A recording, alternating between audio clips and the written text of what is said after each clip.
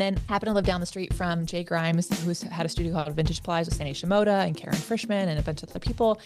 And they taught the way that Joseph Pilates taught Jay and the people in his studio. And it was very much like, you can't talk Pilates into a body, and the body's going to teach itself. And our job as a teacher is to pick the exercises that that body needs, not progress them too slow or too fast, or trying to like poke at every part of their body to get it back in place, but just having the body move.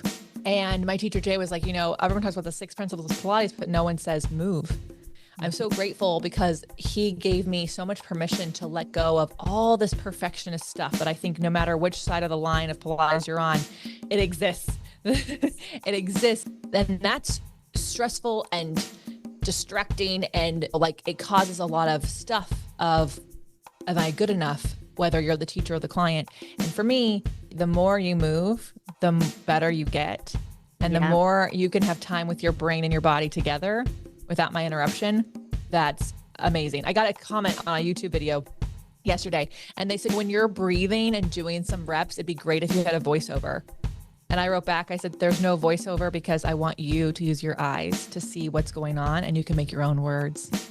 And so I think we're in this place where like everybody wants to be told exactly what to do. They want so much certainty, and there isn't.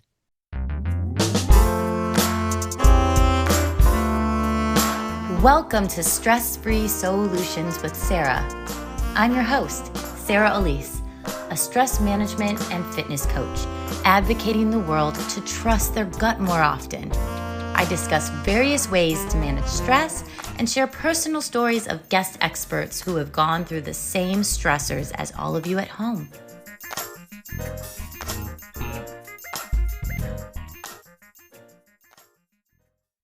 Hey there, super moms of the universe. Let's play a game called hide and seek. No, not with your kids or that mysteriously vanishing left sock. It's time to seek out you in the everyday hide and seek of life. Introducing Mastering the Soul System, a 12-week journey to reclaim your time and energy. This course is your gateway to finding balance, energy, and joy in every aspect of your bustling life. Picture this, 12 weeks where the words mom and mayhem don't always go together. Rediscover yourself with every breath in our Soulful Mind Weeks. Sing out loud in the shower or car. Off-key is absolutely fine. And dance during our Soulful Body sessions. And embrace the quiet whispers of your heart in our Soulful Spirit adventures. It's about time your spirit got a front row seat, don't you think? Join us on this journey. Embrace the harmony between being a dedicated mom and your personal aspirations. Mastering the soul system, because darling, in the noise, find your silence. And maybe, just maybe, a bit of that elusive thing called me time. You deserve to thrive, not just survive. So come on, slide into our world at www.livewellenhanceyou.com/soul system. Your journey back to you starts now. Leslie Logan fell in love with Pilates after her first 100. From side hustle to full-time, she jumped from teacher to manager to running multiple studios. She wrote a book that focused on the business of Pilates, which grew into profitablepilates.com and is now a business coaching program called Agency. Take class from Lesley at onlinepilatesclasses.com and listen to her podcast, Be It Till You See It, at leslielogan.co/podcast. When not in Las Vegas, she travels, leading workshops and retreats around the world. She's been featured on Bustle, BBC, Vogue, Pilates Anytime, Fox 5 News, Las Vegas, and KTLA 5. I'm so grateful to have a fellow Pilates trainer who is a badass in her own right. And I'm just going to welcome Leslie Logan right now to Stress-Free Solutions. Thank you for coming on. Appreciate it. Oh my God, Sarah, I'm so excited. It's also, we were talking before, it's so nice when people have done Pilates and they know it. Yes. You know, they know it. So this is gonna be a fun conversation. Thanks for having me. Of course. Very fascinating to see how Pilates has changed over the years too. And I pivoted my business into stress management, but I love my Pilates. And so I'm grateful to talk to you. And a lot of my clients love hearing about Pilates and all the nuances behind it. So grateful to have you here. I wanted to first talk to you about how you fell in love with Pilates. Where were you? What Yeah. were you doing? Oh my gosh. So it was about 2005. I graduated college. I was running a retail high-end accessory. So I think like design, not luxury designer like Louis Vuitton purses, but same luxury, just more boutique brands and jewelry, and thought that was gonna be my career. But all my friends had moved out of town that went to college, and I didn't really have a lot. And so one of the girls who worked with me was like, you should come to a Pilates class with me. And I thought, that's an infomercial workout, total BS. Like, it's a waste of time. I'm not going to do it.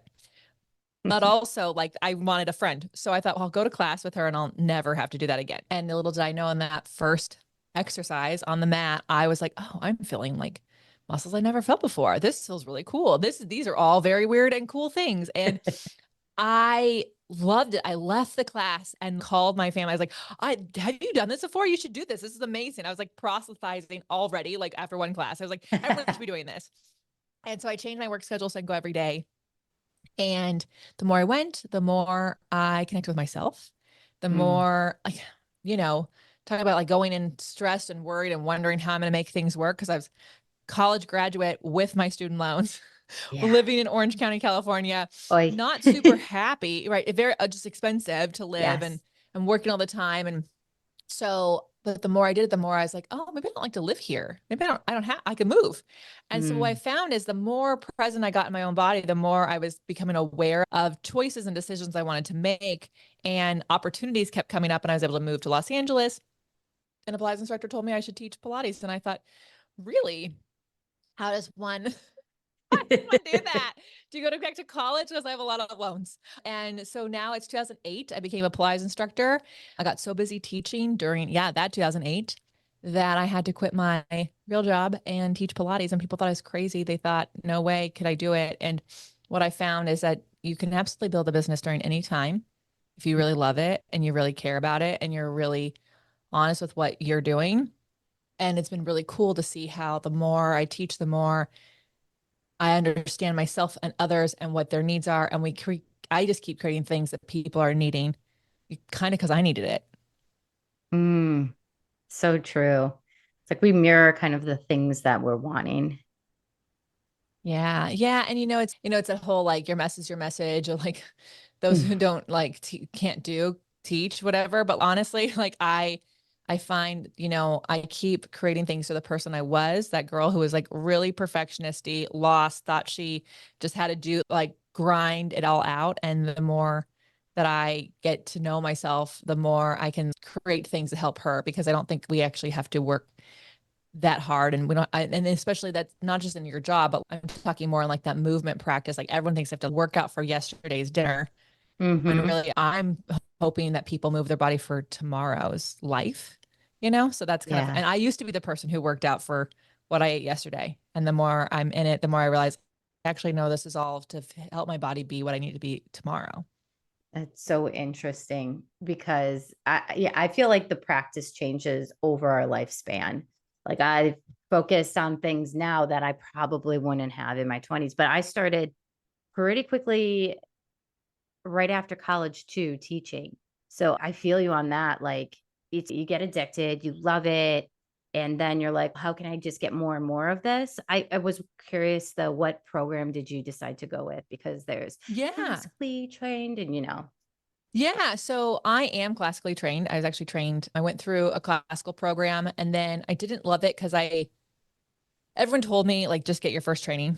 And so I yeah. did. And it was a great training. And in that, as a new teacher, I was doing a great job helping people get all the benefits without knowing what the heck I was doing. Because it's not one of those things that people want everything faster and faster today. Everybody wants to be a teacher next weekend. Yeah. And the truth is that it takes, like, my teacher who I ended up working with, and I still work with him and the people on his team.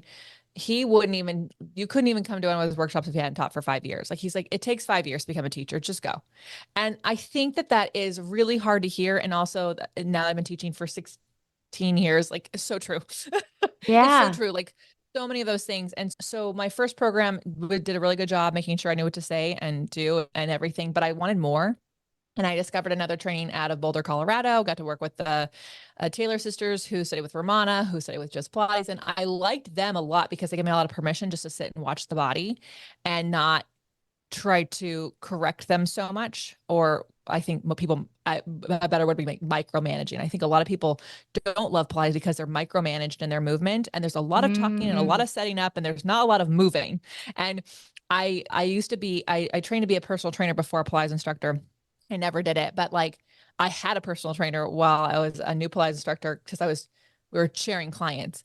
And what I realized, like, he's not telling people where to put their right knee over their toes. He's just saying squat, stand up, do that 15 times. And he's counting and he's watching the body, but he's not going, oh, pull your right shoulder back. Oh, stick your butt. Like that's not happening. Like he's just watching me move.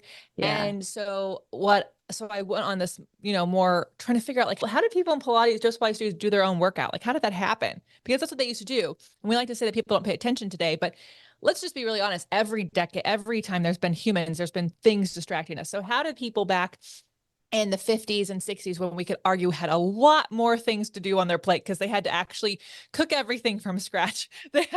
You know what I mean? There's so much. So Yeah. how did they remember these things? And so I was really grateful for that training, and then happened to live down the street from Jay Grimes, who's had a studio called Vintage Plies with Sandy Shimoda and Karen Frischman and a bunch of other people.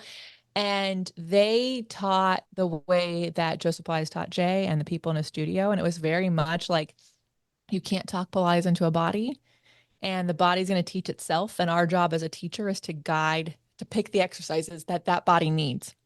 So Mm, not progress them too slow or too fast, or I like that. trying Yeah. to like poke at every part of their body to get it back in place, but just having the body move. Yeah. And my teacher Jay was like, everyone talks about the six principles of Pilates, but no one says move. And it's all about like moving the body. And so I'm Mhm. so grateful because he gave me so much permission to let go of all this perfectionist stuff that I think no matter which side of the line of Pilates you're on, there it exists. It exists, and that's stressful and distracting, and like it causes a lot of stuff of am I good enough, whether you're the teacher or the client. And for me, the more you move, the better you get. And the Yeah. more you can have time with your brain and your body together without my interruption, that's amazing. I got a comment on a YouTube video yesterday, and they said, when you're breathing and doing some reps, it'd be great if you had a voiceover.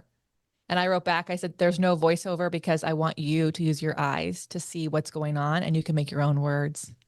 And so I think we're in this place where like everybody wants to be told exactly what to do. They want so much certainty, and there isn't that much of Yeah. that. So yeah, long answer to your question, but that's what my training has been. I love that. And I love that it's more to experimentation with your body and getting more in touch with you. Because I do feel Mhm. that way when I've gone to classes. It's either one or the other, like extreme. It's either there's Mhm. way too much guidance and then you don't feel like you're able to relax. So your shoulders are tight and all of the muscles that you're thinking about working are not the ones working.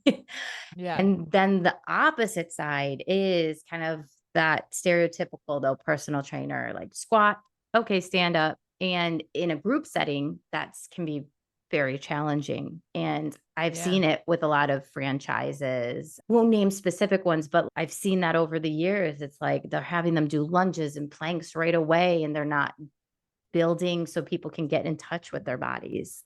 Well, and because there are actually so many franchises, there's so many things that are using Pilates, but they are really on, like a mega former. And I'm not here to knock that. They're just different things. Or running different Yeah, styles or different types of things. Repeating ourselves over and over again is not actually how people change their bodies. It's how people go crazy. So I get, because I've been a group class teacher, hmm and I still teach mostly when I teach in person, I'm teaching mostly in groups. And something I remember when I got a puppy, I learned this is actually, I learned it from Gretchen Rubin, but I was on a dog training. So maybe that's why I was like paying attention. She said, you're supposed to wait almost 11 seconds before you give your dog a command again, before you repeat the command. when you're training them because they're making a decision if they're going to do Mm-hmm. it or not. And so, not that humans are puppies, but like when we say a sentence, sometimes there is a delay in the information processing to the person. And saying the same thing over again doesn't exactly mean it can work. It could be that they just missed it, or it could be that they don't know what that word means that you used. Yep. And then also, we're expecting everyone to become an auditory learner for an hour, and they're not. Some people are kinesthetic learners, some people are visual learners, some people are auditory learners. And so to me, and that goes back to, it doesn't even matter if we're talking Pilates, we're talking anything. We have to understand that like when we give out a command, if it is not telling people exactly what to do, Mm-hmm. then they're they kind of get a little lost. And so what I see a lot of people doing is telling people what not to do, but that doesn't help people know what to do. And Joseph Pilates actually never said, don't do Don't. anything. Exactly. Yeah. He would specifically say what to do. Use your gut, sit taller. Again, I think it's challenging in a day and age where people think I need to come up with new, exciting stuff to keep people's attention for retention. No, you don't. Retention comes if people get benefits, and they get benefits if they are getting better at things, if they're Mm-hmm. consistent, right? And there, a lot of people are outsourcing their legitimacy or the desire that people want to work with them to a new fun move or a fun way of saying something or a creative way of saying the same thing, when really people don't remember what they had for dinner yesterday. Like I did today, I was like, did I take my pills this morning? Like that Yeah. was 3 hours ago. So Mm-hmm. I think the teachers who have had the most impact on me are the ones that have really been a guide. And I think for all of us, like, how can we be the best guide? What do they need to hear? What exercise do they have to understand first before they go into the next one? And that doesn't mean holding people back either, because like I had an NFL player come in for a first time session. And I'm not going to give him beginner exercises. Yeah. But I'm also certainly not going to give him fun tricks to do. We got to build him up. We Right. got to build up we got to build the understanding of what we're here to do. So, that's complicated. It's hard. It's hard to do. And I do understand the pressure on teachers to keep things spicy, but also there is educating people. This is why we're doing it this way, Yep. you know? So I recently had a client of mine who has been taking Pilates for years that has decided to become an instructor. And she was like Cool. she was nervous to tell me this though, because she was just like, I just didn't know what you would think. And I was like, of course I'd be so excited for you. And she said the process has been wonderful because something we always focused on was doing the exercises and building it for her body, And what she loves is like I've taken that with when I've been training other people because now I'm starting to put it into my own body in a different way and do these exercises with these new people that have different shapes and sizes than me. And she's like, I have a much more greater appreciation now for what you do because I see it can be challenging, but like just simplifying it and just saying, okay, let's do a half spring more or a quarter spring less or whatever. It just changes Yeah. everything for them. And so I don't know. I'd like to remind people like it's okay to try new things, but make it small. And Yes. it's fine. And they're going to take away so much, like significantly. Yeah. Well, talking about small, like habits are built if they start small. So Mm, if we want people to and habits don't necessarily mean I always water my plants every Monday and I always walk every morning. Like I'm talking like just the habit of coming back to class, the habit of making Pilates or any workout part of your life. You hmm. gotta the smallness of it. So because if it's too much, it's too overwhelming. People are like, what did I just do? And am I good enough to come back? Yeah. And so I love when clients become teachers. I was just doing an event over the weekend and there was a woman there and I was like, that's so funny. I recognize her, but I didn't remember her being a teacher. And in the last 6 years, she went from being a client who came several times a week to the same studio I would be a client at and studying with my teachers. And she was just a client there. And now she became a teacher. And I just so love that because Yeah. she will be an amazing teacher because she had plenty of her own journey to draw from, and I Mm. think we don't give ourselves as teachers enough credit. Like your personal practice is really important. When you travel, do you love to go and take Pilates classes elsewhere? No. I was just curious. Like some people are very much into it or not. Thank you for your honesty. People I are people like yeah, I know because people come to Vegas and they're asking if I'm teaching anywhere and I'm like, oh, you can take a private, but I teach only at home. yeah, Um, I'll tell you why I don't. And it's not personal to anyone. First of all, oftentimes when I'm traveling to teach, I'm traveling to teach. So I'm not got it. traveling a lot on vacations. And when I'm on vacation, like I do my own personal practice in the morning at the gym. I'll do a mat class, which takes me 20 minutes Yes. versus taking time out of my trip to go to class. Like I am my own consumer of my own stuff. Like I don't want to travel 20 minutes, I hate finding parking, Yes. all that stuff. Like I don't like it. So that's why I created OPC because I'm like, you don't have to find parking.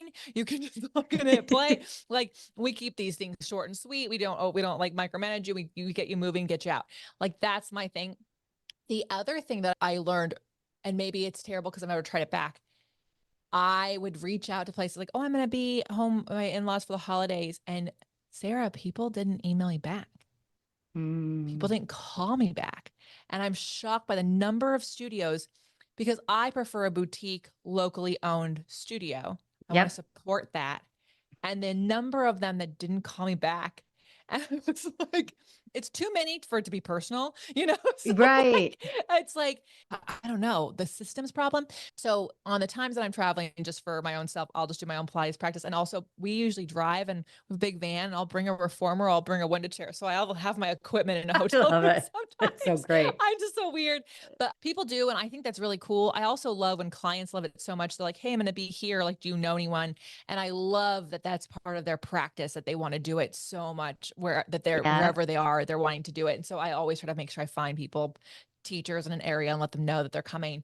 But yeah, I'm I sorry love that that was though, a because surprise. what no, that was I mean, that was a surprise, but like in a good way. You're like, I still do my practice, but when you're on vacation, you're right. Oh my God, the number of times I've traveled to a studio and then you get disappointed sometimes when you're like, oh, well, it said it was like an hour class and that was 45 minutes or, just little Yeah. things. Hmm. And then you get discouraged almost for all the people around you not getting their Well, best and workout. so there was this one time, it's about 3 years ago. I wasn't going to take a class, but a colleague reached out. She's like, oh my God, you're in town. Like, go take a class in my studio.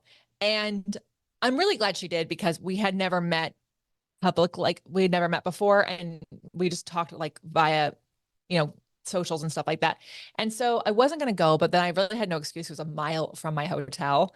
And my husband was like, oh, I want to go. So I said to her, I said, oh, do you think their class has 2 spots? I'll pay for his. And she's like, no, you guys are my guests. I'm like, okay, well, now we're going. We're going to this class. The teacher was so nervous that I was there. And she did a great job. She did a great job. I went to the bathroom, but I could still hear her. She's like, I'm so nervous. And like, and not that Yeah. because I really want to make sure I don't come off egotistical. Not everyone knows who I am. Like there are teachers who discover me every day, but like they didn't sign up for that pressure. So, Totally get like that. let's Yeah. just make everyone's lives easier and I'll do it myself. But I do when I'm not traveling, I have a weekly session at least with a teacher who can watch me on Zoom. But I personally like to practice at my own pace. So I have a harder time being in a class Mm, because like this week of my cycle, I want to be more slow in my practice. I want to yeah. just feel it out a little bit more. And in like 8 days, I'm going to want to move my practice along. And I Mhm. think the more research I do on moving with your hormones and having that done that way, it's I have to lean into it more. Even my own yoga teacher is like, I had a friend join me for a yoga class and I still take from my my teacher in LA, even though I live in Las Vegas. And she's like, what are we doing right now? And I'm like, oh, he just said inhale. We all know that means to back bend. So I take from a lot of like independent Yep. encouragers. And then the way that I teach is like, if I suggest this and you can't do it, feel free to do more reps of something that you can do. Yeah. And, so it's brave and courageous to replace what you can't do with what you can. And like, that isn't something that is ideal in public space because it can be distracting for other people when you're home and you're a little box on Zoom or you're on demand, you're not distracting people. So you can kind of do that. Yeah. Now, you have a whole practice online. And I know, similar to me, all of our sources of income disappeared in 2020. Oh yeah. And Yeah. we were in multiple studios, and which was crazy to begin with. If you really look at how our lives as trainers were before the pandemic, we're Hmm. insane. We're like teaching, sometimes it could be Oh yeah. 10 hours a day and Yeah. one client or going to across town for this other studio. So what was the challenges though at first? And then what Yeah. have you found to be very helpful post I 20? love this question. So I started OPC, onlinepilatesclasses.com. So we go OPC for short. Yeah, you know me. Um, So I started that in 2017, actually. It wasn't called that. It was called my name. And then 2018, we rebranded. But so I was already online, and I had reduced myself down to just being I actually opened my own brick and mortar above a bakery, which always made me laugh. Like I was above a bakery. And sometimes it smelled like brownies in my studio. My clients are like, this is mean. I'm like, Cruel well, and unusual uh, punishment. I was like, on your way out, babe, unless your parking meter's up, you know? um, so when I first started teaching, I was at two studios for privates, and then I was at several studios for like group mat classes. And then that happened for a while. And then I actually reduced down to one location that I worked as an employee where I managed 9 locations, and then I was renting from another space. And then Wow. over the years, I whittled that down to just renting at one space. So actually, up until 2018, I was at 2016 to 2018, I was at one studio. So I really I wouldn't even take home studio clients, like come to my house. I'm like, it's 3 times. It's LA. I won't do it. So for Yeah. any people who are teachers listening, like you can go all over, or you can choose if you find a great place to settle in. And there are ways to do it. It just depends on what your goals are. If you like having an open schedule or having a long day, like everyone has different things that they need.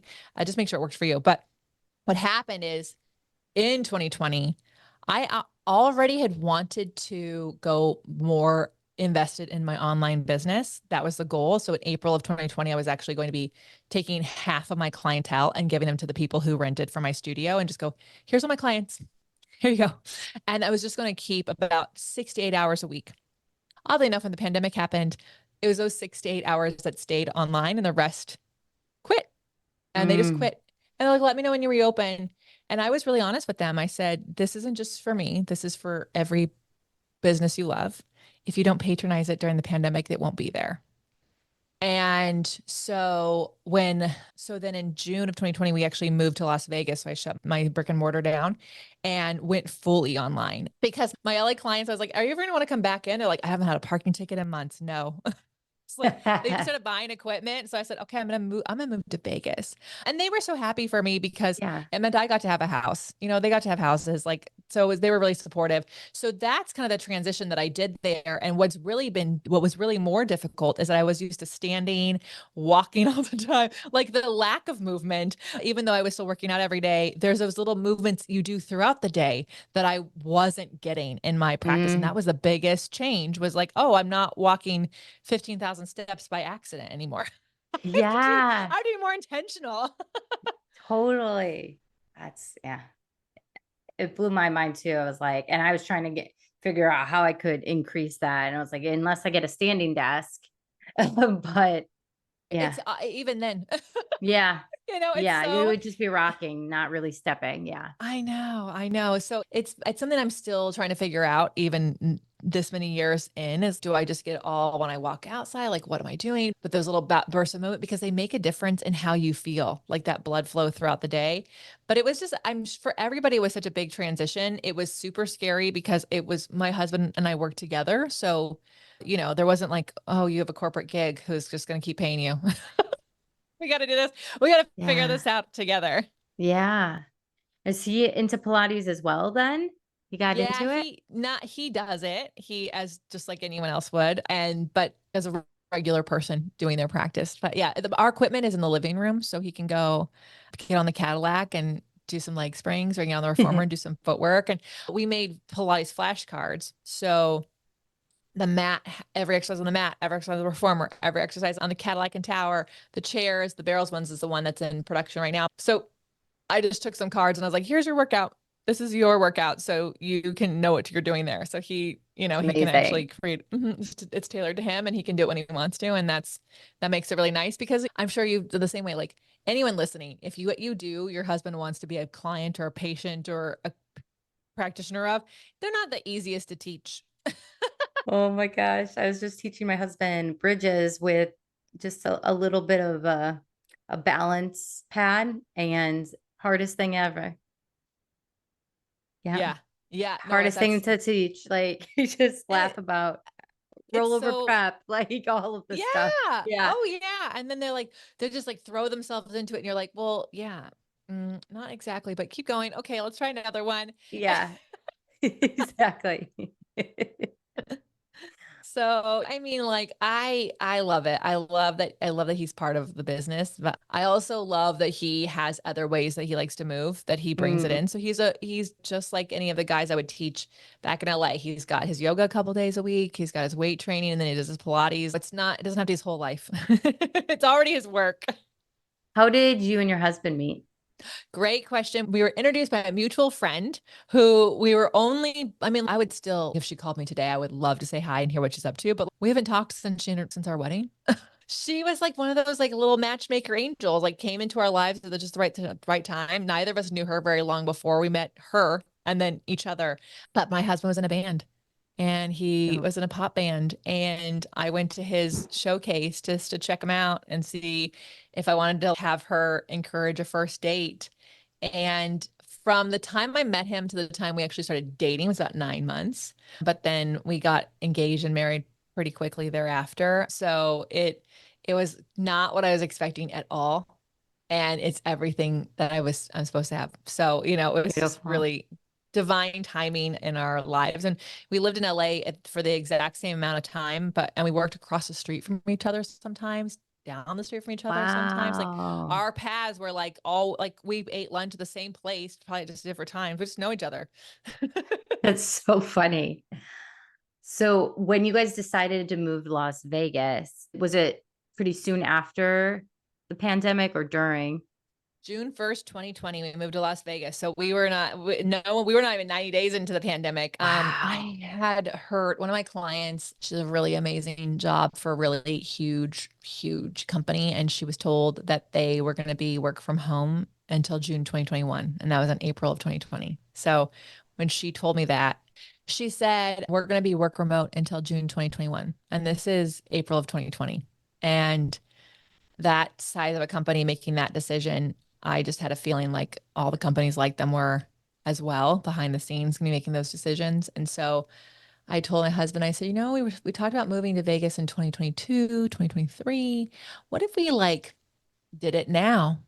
Because I think space is going to become a commodity. And so we moved June 1st, 2020. And sure enough, it did. Like everything went crazy like a month or so after that. And I'm so glad she said that because it was exactly what we needed to get the dream house that we like had always dreamt up. Like we'll have this many rooms and we'll have the studio in it and all these things. And yeah, it changed. It forced us to go all in on what we believed was going to be possible for our business and then really have to trust. And so it's funny, like a lot of people thought that I'd only gone online because of the pandemic. And it's actually, I don't know how well we would have done things had I started in 2020 because it already started 2 years prior. I kind of knew what it took to make things work and the investment and the time. And so it was almost a little easier because we kind of had a head start on that. Didn't mean that people like, no one just signed up in droves. I had people go, oh my gosh, the pandemic, everyone's going to sign up with you. And I was like, that's just not how things work. And it's true. Like we actually lost members right away. But then the more people realize like this is going to be how things are for a while. What was cool is that people actually tried out doing online workouts where they might have always felt like they had to do it in person before. Exactly. Yeah. I had completely shifted my training business and Pilates business to online, and it was much easier than I expected. And I also found it interesting how people, as soon as they knew that we were going to work remotely, they're like, okay, well, maybe I could get that reformer. Maybe this is a better investment versus me paying an Uber back to and fro from the studio in Chicago. And I'll Yeah. have this reformer now in my house that I can get on when I please. Oh So yeah. it's been It's great.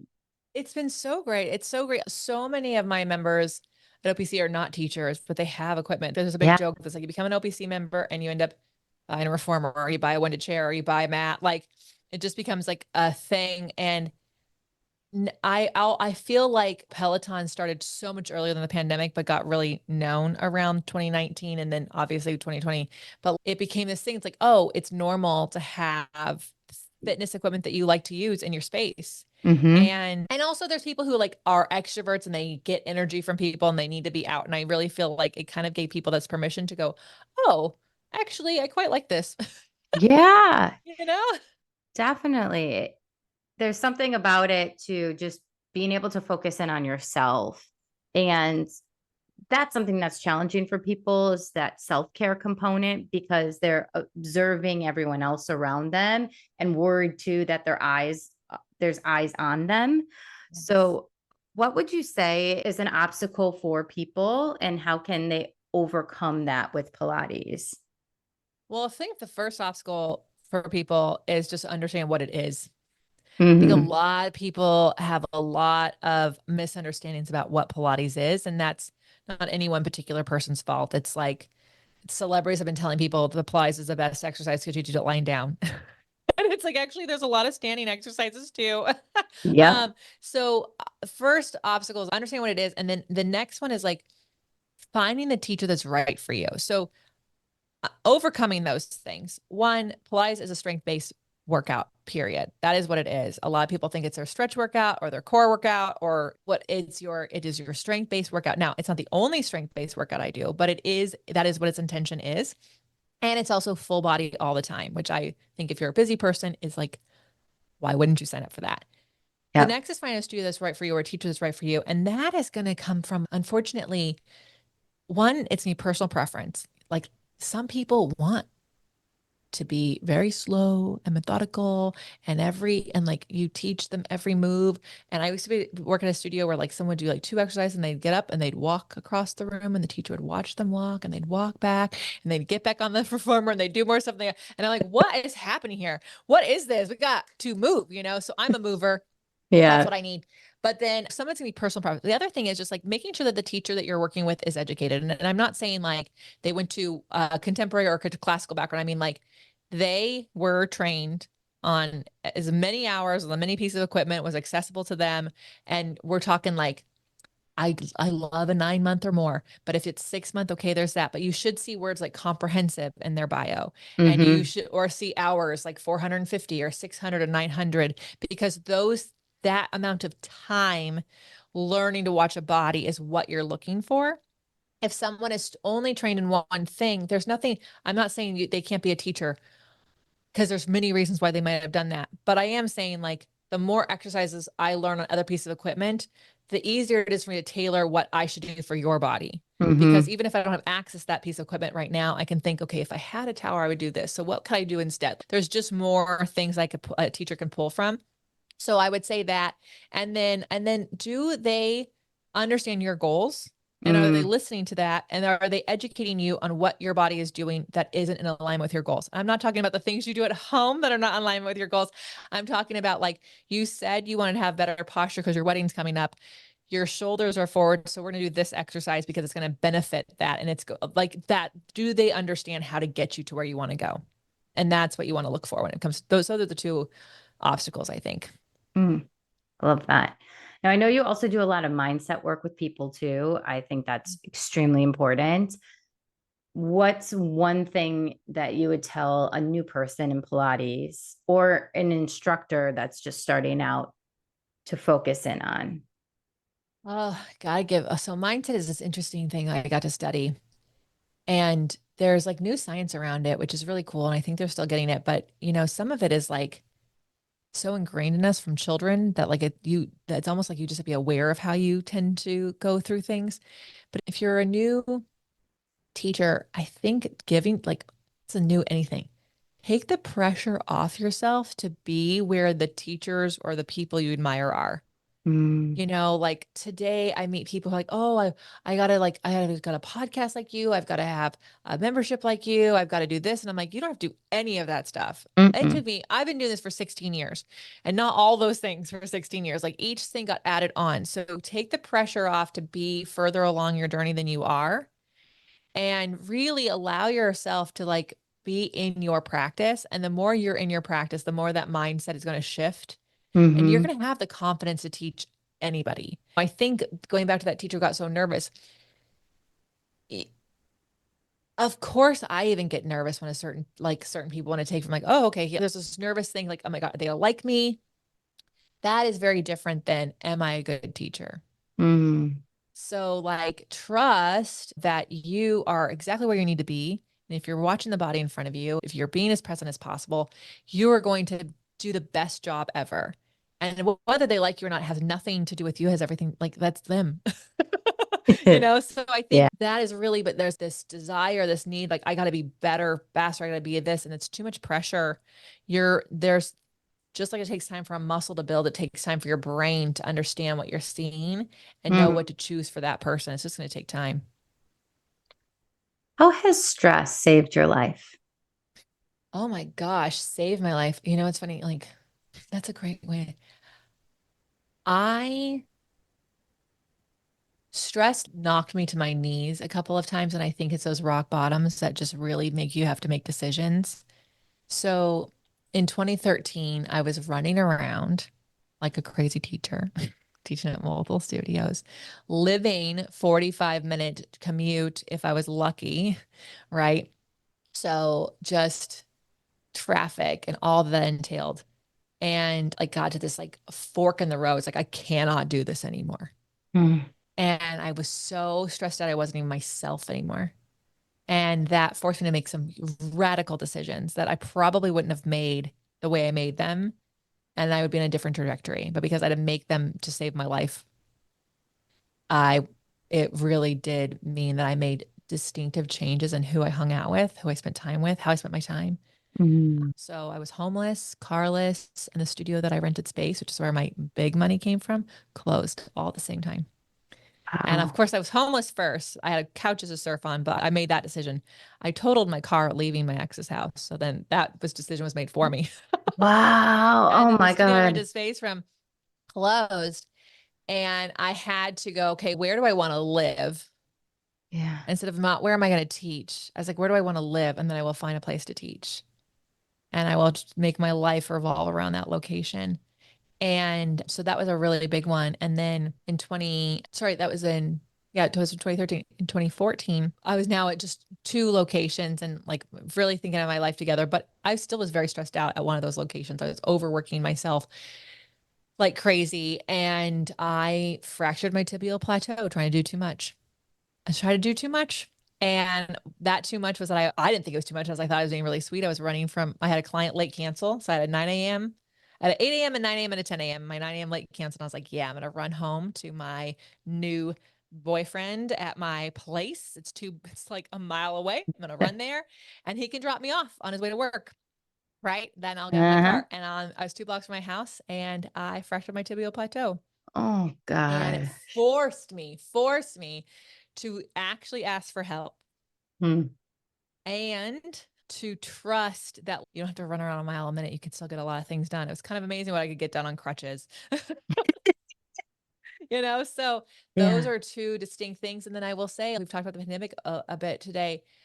The stress of having to make of everything taken away, like it was for everybody, but just paint a picture.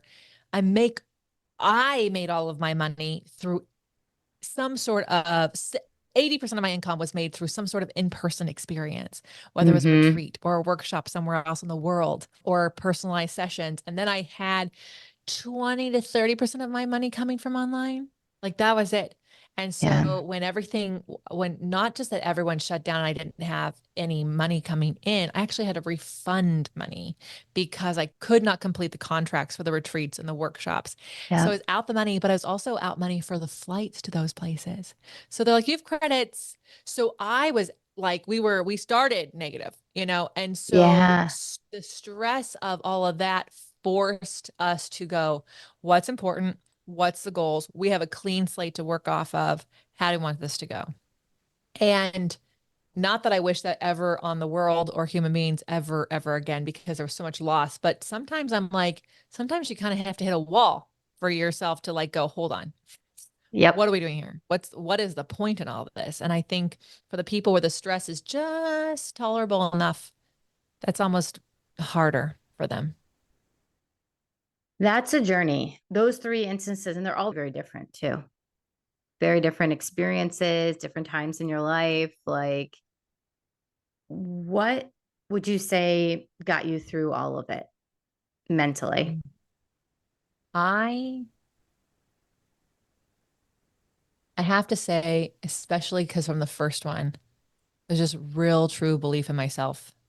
I don't I might fail at the attempts, but I don't fail me. And I think if you have that trust in yourself that you can depend on yourself.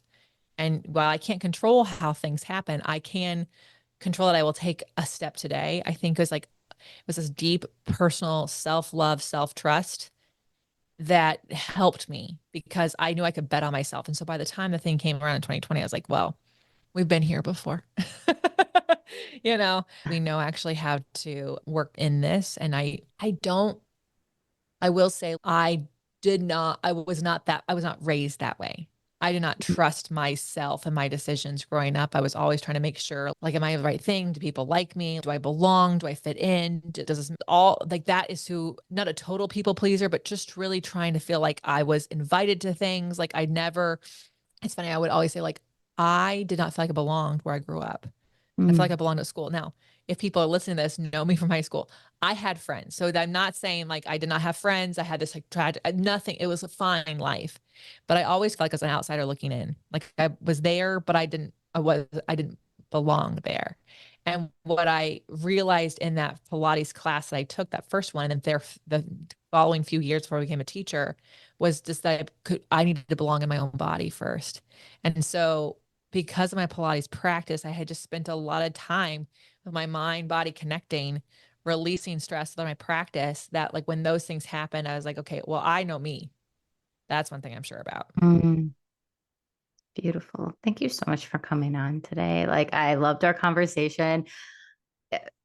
Everything. I just needed also, I feel like sometimes you just need the conversation. And this was just so wonderful talking to you about all things Pilates and beyond, like soul human connection. How can people connect with you? Yeah. So I like hanging out on Instagram. So it's just my name, Leslie.Logan. But if you want to do Pilates with me, onlinepilatesclasses.com is where you want to go. If you're not sure, there's a lovely free challenge you can go to. And I hate the word challenge, but let's just be real. It's just a series of classes. But it teaches you how habits are built. And also it builds on a Pilates practice that starts at 10 minutes a week. And then it goes up to 20 and then up to 40. So you can go to opc.me/challenge, opc.me/challenge, and it's free. And so just pick the one that's right for you.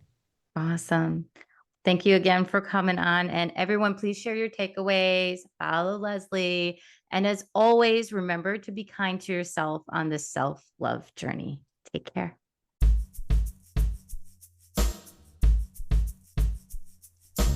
Thanks to Dan Lieber at Beckett Brown Music for the intro and outro music. You can keep in touch with me on Instagram at Sarah Elise Coaching. If you're looking to improve your health and wellness, check out my business, livewellenhanceyou.com.